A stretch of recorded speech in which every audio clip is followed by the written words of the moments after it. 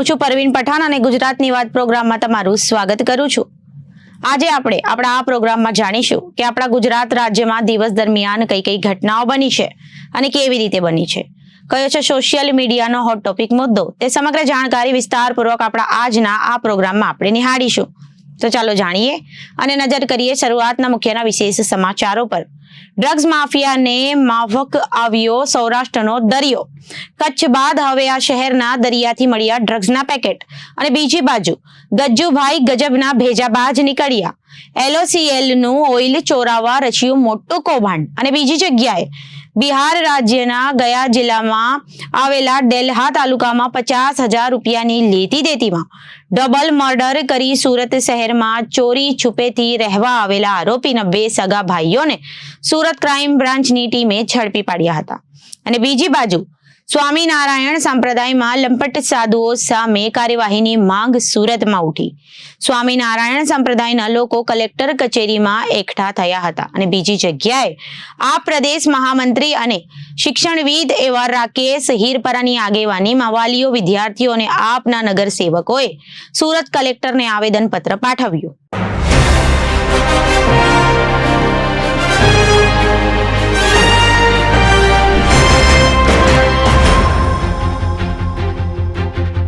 હવે જોઈએ સમાચારો વિગતવાર।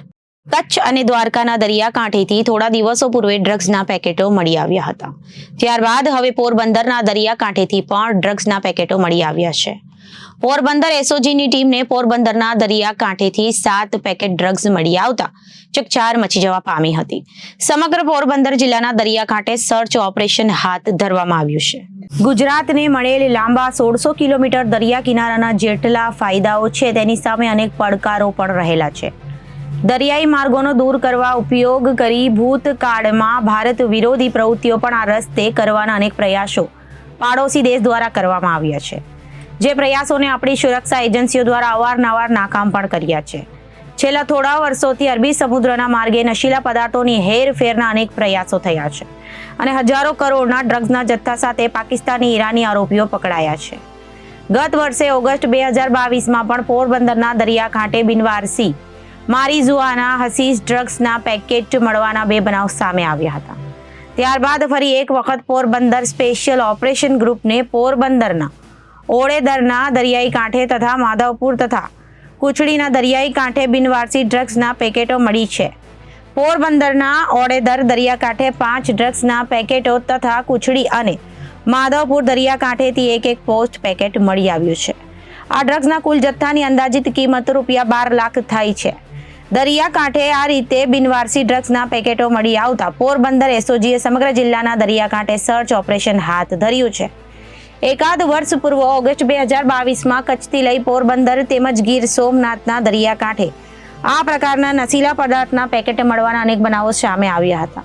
ત્યારે ફરી એક વખત આ પ્રકારના બનાવ સામે આવ્યા છે। ભૂતકાળમાં પોરબંદરનો જે દરિયાઈ કાંઠો દાણચોરી સહિતના કારણે ચર્ચામાં રહ્યો છે, ત્યારે આ વિસ્તારમાં આ પ્રકારનો જથ્થો મળી આવતા ફરી એક વખત ભારે ચર્ચા જોવા મળી રહી છે।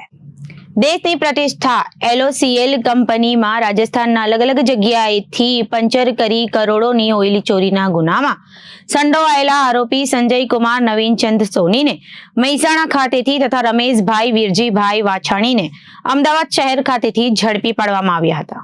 પોલીસ પૂછપરછમાં સામે આવ્યું હતું કે આરોપી સંજય કુમાર નવીનચંદ્ર સોની તથા તેનો સગો નાનો ભાઈ ઘનશ્યામ ઉર્ફે ઝીણો નવીનચંદ્ર સોની તથા તેનો મિત્ર રમેશભાઈ વીરજીભાઈ વાણછી તથા જીવો આજથી 1 માસ પહેલા રાજસ્થાન બ્યાવર સાકેતનગરની સીમમાં આવેલ ખેતરમાંથી પસાર થતી LOCLની પાઇપ લાઇનમાં પંચર કરી ફ્રૂટ ઓઇલની ચોરી કરવાનું આયોજન કરી ઘનશ્યામ ઉર્ફે ઝીણો નવીનચંદ્ર સોની ત્યાં આગળ જઈ સાગીરતો સાથે મળી રાત્રિના સમયગાળા દરમિયાન જમીનમાં ખાડો કરી LOCLની સલાયા મથુરા પાઇપલાઇનમાં પંચર કરતા હતા।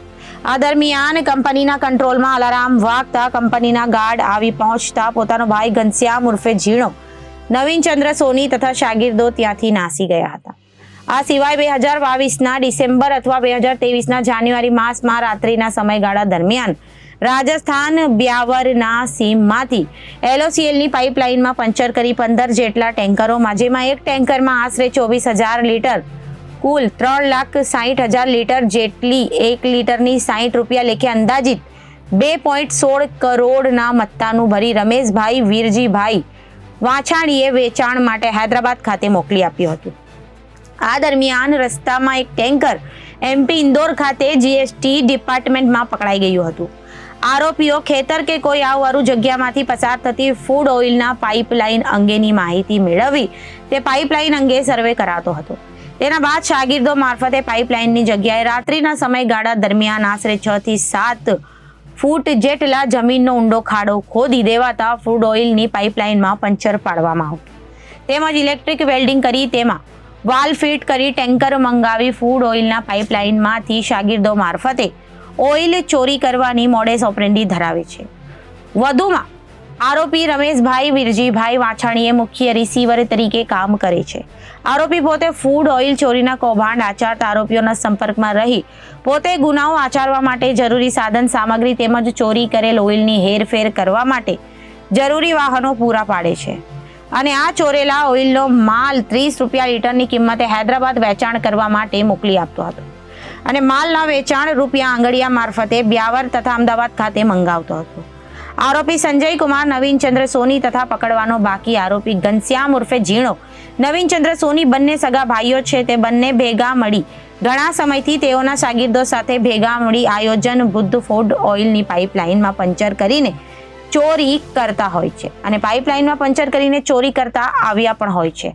જેમાં પકડાયેલો આરોપી સંજય કુમાર સોની રમેશ અને ઘનશ્યામ સાથે ટેલિફોનિક સંપર્કમાં રહી ચોરી કરવા જરૂર સાધન સામગ્રી પૂરી પાડે છે તેમજ આર્થિક સહાયતા પૂરી પાડે છે અને ચોરી કરેલા ફૂડ ઓઇલની વેચાણ કર્યા બાદ જે કંઈ આર્થિક નફો મળે તે બંને ભાઈઓ સરખે ભાગે વહેંચી લે છે. પોલીસ તપાસમાં રાજસ્થાનના બ્યાવર જિલ્લાના સાકેતનગર પોલીસ મથકમાં નોંધાયેલો ગુનો ડિટેક્ટ થયો છે.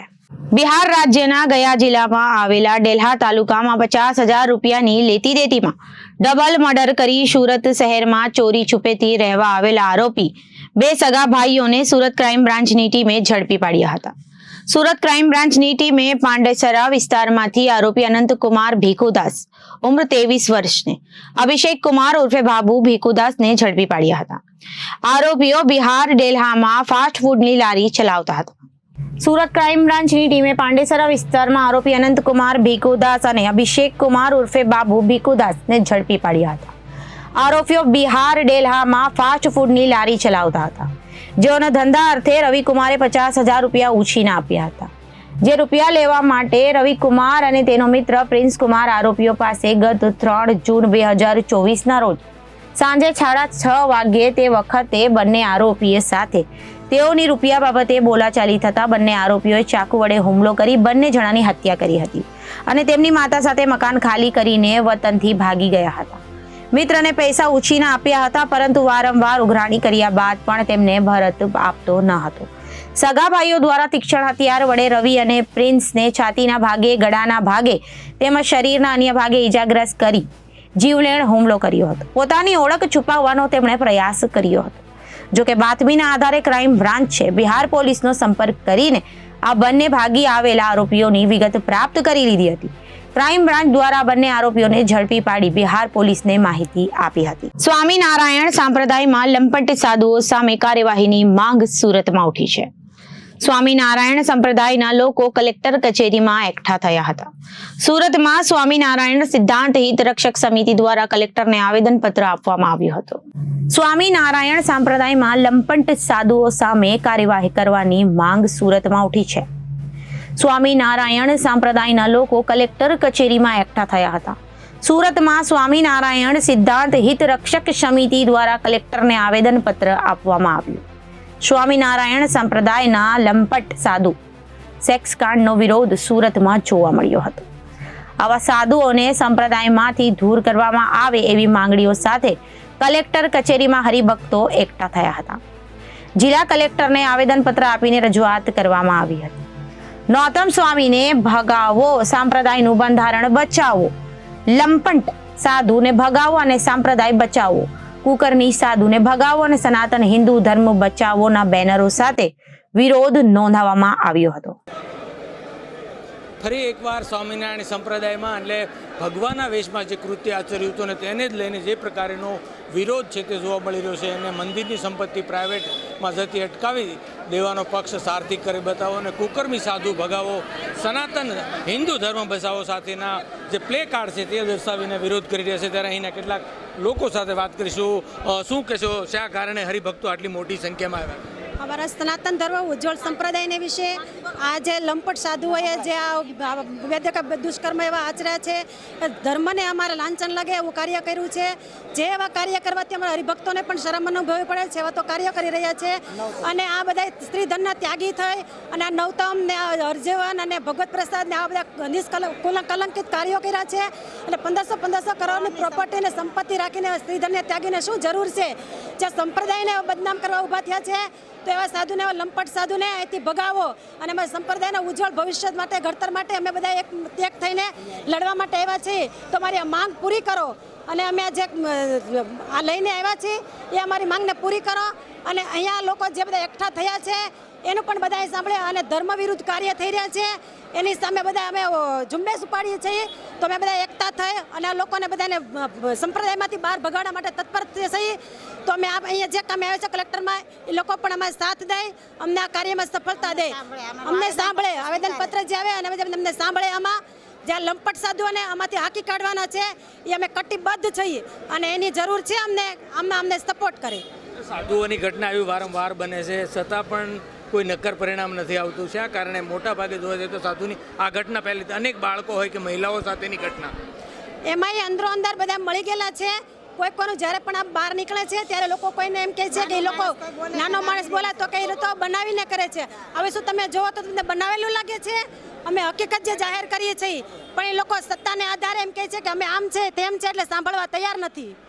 બિલકુલ, આપણે બીજા સાથે વાત કરીશું. શું કહેશો બેન તમે? અમે સનાતન ધર્મ માટે લડત ચાલુ રાખશું અને રહેશે. અમે આવેદનપત્ર દેવા આવ્યા છીએ તો અમારું આવેદનપત્ર સ્વીકારવું જ પડશે અને જ્યાં લગી અમને લડત લડવા દેશે ત્યાં લગી અમે લડશું અને કટિબદ્ધ અમે બધા ભેગા થઈ અને લડત લડશું. પણ કોઈ સરકારવાળા કોઈ અમને જો આગળ જવા દેશે તો અમે જઈશું. સરકાર અમને પાછી પાડે એટલે અમે અમારથી આગળ જવાતું નથી. એટલે અમે આ બધું આવેદનપત્ર દેવા આવ્યા છીએ. સાધુની ઘટના કેટલી આ યોગ્ય, કઈ રીતે તમે ગણો છો, ભૂલવો છો ઘટના? સાધુની ઘટના બધું આ કુકર્મ કરી રહ્યા છે બધાય સંતો. નવતમ સ્વામી, હરિપ્રકાશ સ્વામી, આ બધાય સંતો મળી અને બધું કુકર્મ કરે છે. એટલે અને ધર્મની સ્થાપના કરવા માટે અમે આ આવેદનપત્ર દેવા આવ્યા છીએ. બિલકુલ જોઈ શકાય છે જે પ્રમાણેનો માહોલ હજારોની સંખ્યામાં જનમેદની છે તે ઉમટી છે અને જે રીતે જોઈ શકાય છે તે મુજબના દ્રશ્યો અત્યારે હાલ આવી રહ્યા છે. નવતમ સ્વામીને ભગવો સંપ્રદાયનું બંધારણ બસાવો એટલે આ રીતે હજારોની જનમેદની વચ્ચે જે વિરોધ છે તે પ્રદર્શિત કરવામાં આવી રહ્યો છે અને જોઈ શકાય છે તે મુજબ હરિભક્તોની મોટી જે ભીડ છે તે અહીં જોવા મળી રહી છે અને વિરોધ છે તે આવેદનપત્ર સ્વરૂપે ગુજરાતભરમાં થઈ રહ્યો છે.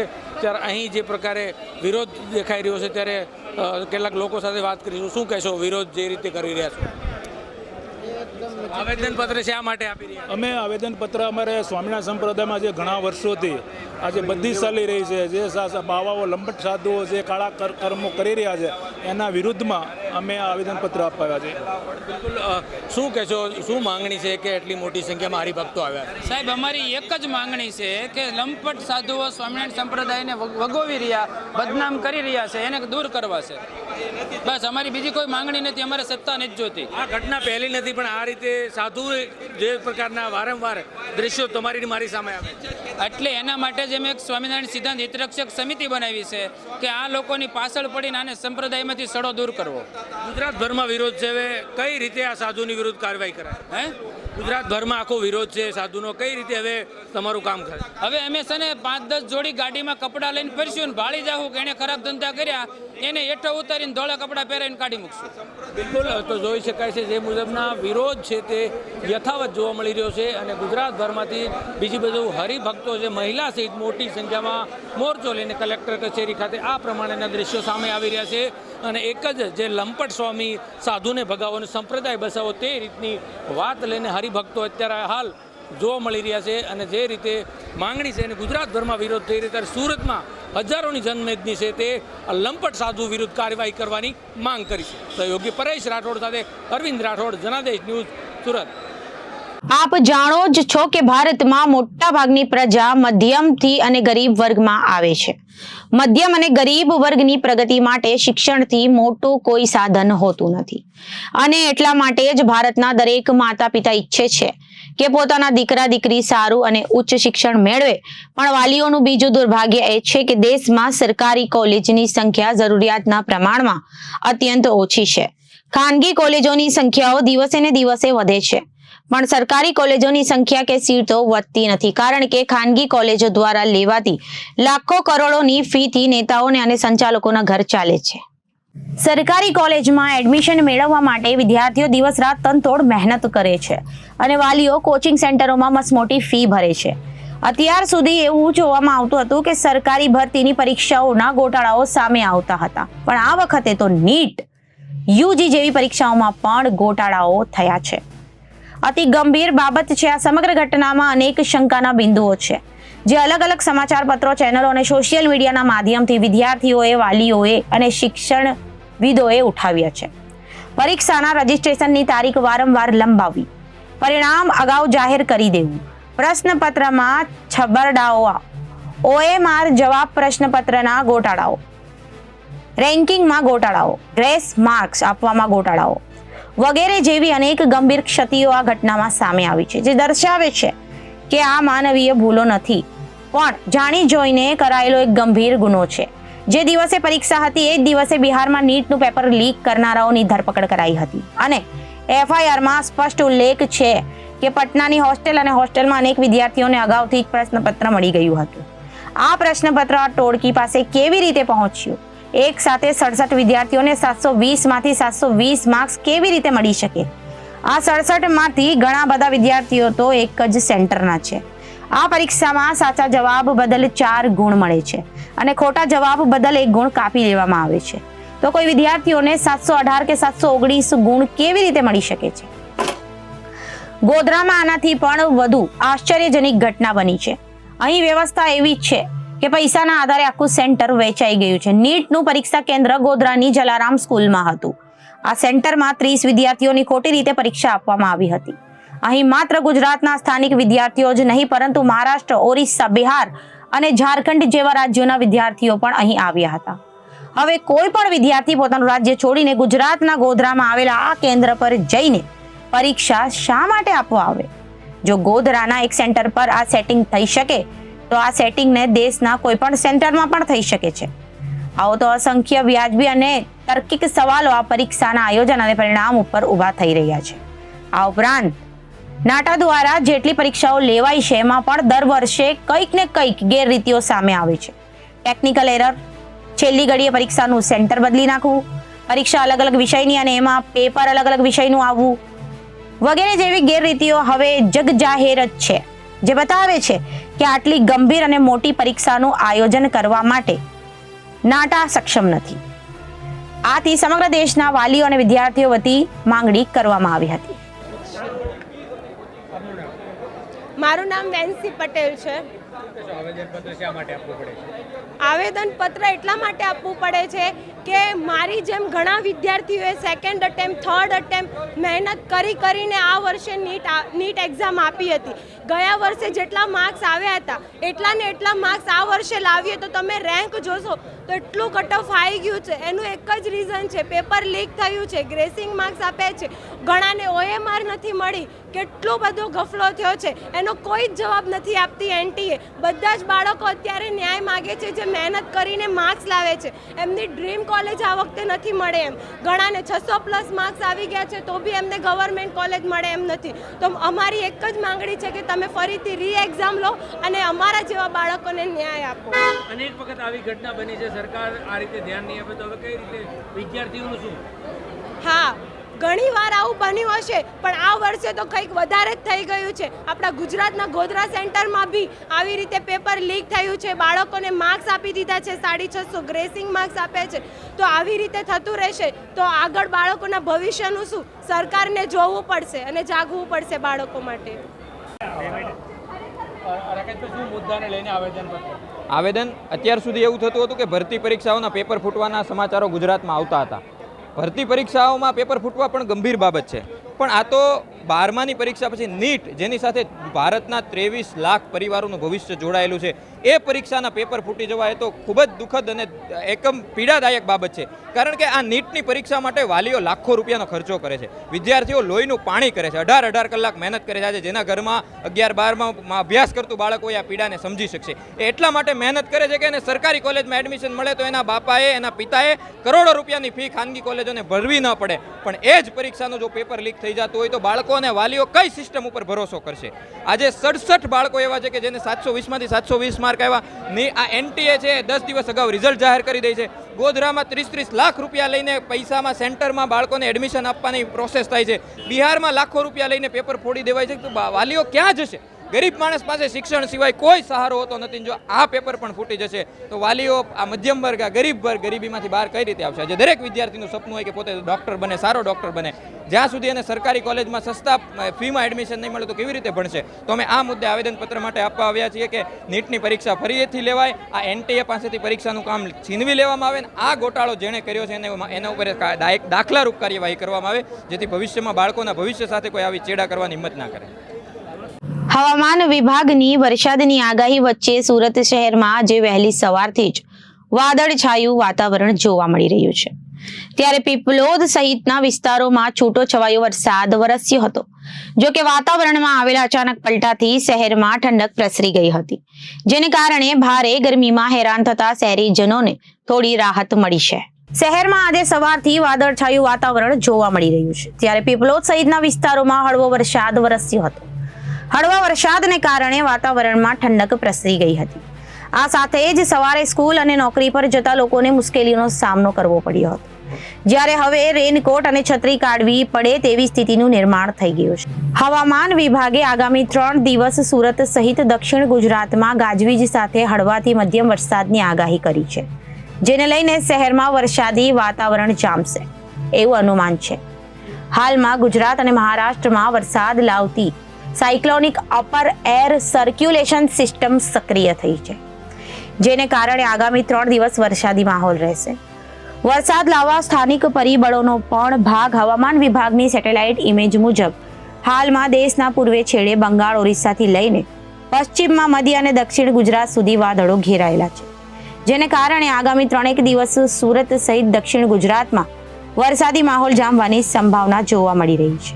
જો કે ગરમી, ભેજ જેવા સ્થાનિક પરિબળો પણ આધાર રહેશે. જો આ પરિબળોમાં મોટા તફાવત ન આવે તો વરસાદી માહોલ જામશે. તો અત્યારે ગુજરાતની વાતમાં વિરામ લઈએ. વધુ સમાચારો માટે જોતા રહો જનાદેશ ન્યૂઝ. નમસ્કાર.